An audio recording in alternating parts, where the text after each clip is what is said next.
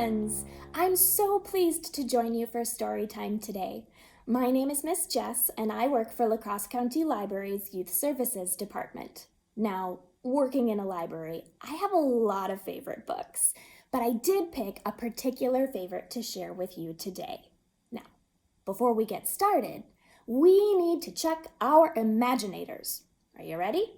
Let's see, let's give them a little tap. And maybe take a big breath in and stretch them out. That felt good. And if you need to adjust them, go ahead. Maybe tie them back on. There we go.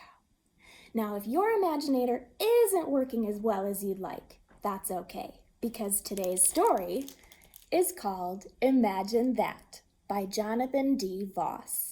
And our friend Hoot has a little trouble with his imaginator too. So let's see if we can find some ideas to help. Are you ready? Let's get started.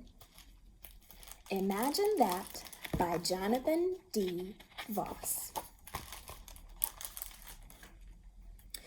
Olive had a great big imagination, which was only just a smidge smaller than her huge heart. Her best friend Hoot had a heart that was equally big. His imagination, however, well, one rainy day, Hoot discovered something unexpected. Olive tugged on Hoot's wing. "Let's go on a pretend adventure," she said. "Rainy days are perfect for that." And Hoot agreed. But in the very moment he tried to imagine something magnificent, he imagined nothing at all. "I lost it," said Hoot.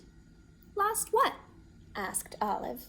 "My imagination," he replied, "and I can't remember where I had it last." Then he got a more upsetting idea. Or maybe my imaginator is broken. "I don't think it works like that," said Olive. "But if it is broken, we should try to fix it." "How?" said Hoot. Olive was puzzled. "Actually, I don't know. You just pretend like something is, even though it really isn't." Just then, the rain began to beat harder against the window. "I know," she said. "What if the water gets higher than just a little and the puddles grow really big?" And suddenly, Olive felt the house lurch. "Hoot!" cried Olive. "Do you feel that? We're floating away!" But Hoot felt nothing. "It's only a puddle," he said, looking out the window. Olive sighed. A puddle isn't a very good adventure. But then she got an idea. "It looks like an antenna," said Hoot. "Because it is," said Olive. "Your head must be all scrambly. That's why your imagination isn't working." "How clever," said Hoot. "A head unscrambler." Olive led Hoot into a room full of shadows. She gasped. "Do you see that? In the corner?" "See what?" asked Hoot. "The Giant, giant," Olive whispered. But Hoot saw nothing. "Maybe I blinked," he said. "Or maybe it's worse than I thought," replied Olive. So Olive tried earmuffs. "For your leaky ears," she said. "How else could your imagination be escaping?" "I guess that's why they tickle sometimes," said Hoot, following Olive to the cellar.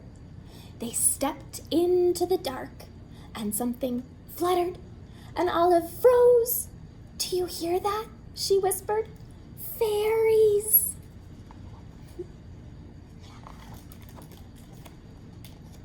But Hoot heard nothing. These ear mufflers might keep my insides from coming outside, he said, but I can't hear anything with them on. So Olive tried something sleepy, and then something upside down, and then perhaps 1 or 10 other somethings, but nothing worked. Maybe I can't be fixed, said Hoot. Or maybe you're not really trying, said Olive.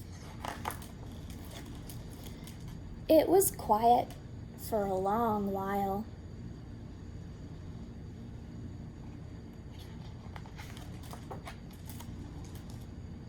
Finally, in a small voice, Hoot spoke. Why is it when my imagination is the thing that's broken, it's my heart that hurts the most? That's it, shouted Olive. She had forgotten the most important part. You have to imagine with this. And she said it, placing her hand over Hoot's heart. Should I try again? Asked Hoot. You should always try again, said Olive. Hoot closed his eyes. I see something, said Hoot, but it's so small. That's how everything starts, replied Olive. If you want it to grow, you have to love it. So Hoot imagined again with his whole huge heart.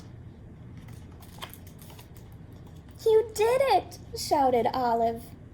Of course I did, said Hoot. But that was only the beginning.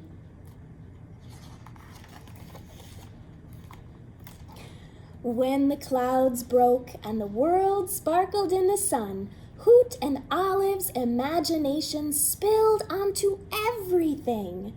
They sailed to far-off places and saw magnificent things.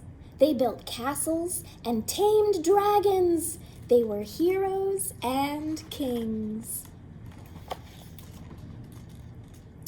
That day, they played till their laughs finally turned to tired giggles. Thank you, said Hoot. For what? Asked Olive. For showing me the most important part. Olive smiled. What should we imagine tomorrow? We could be pirates, said Olive, searching for treasure. That's an extra good idea, said Hoot. Do you think we could also imagine being best friends forever? And they did. They imagined it all and so much more. Both of them together. And that was Imagine That by Jonathan D. Voss. Well, friends, I hope you enjoyed our story. It's certainly one of my favorites. And I'm hoping that you'll join us this summer for our summer reading program called Tales and Tales. The program runs from June 7th to July 31st, and you can register at any of our locations. So we hope to see you then for even more imagination fun, animal events, prizes, free books to win, and more. Until then, happy reading, friends.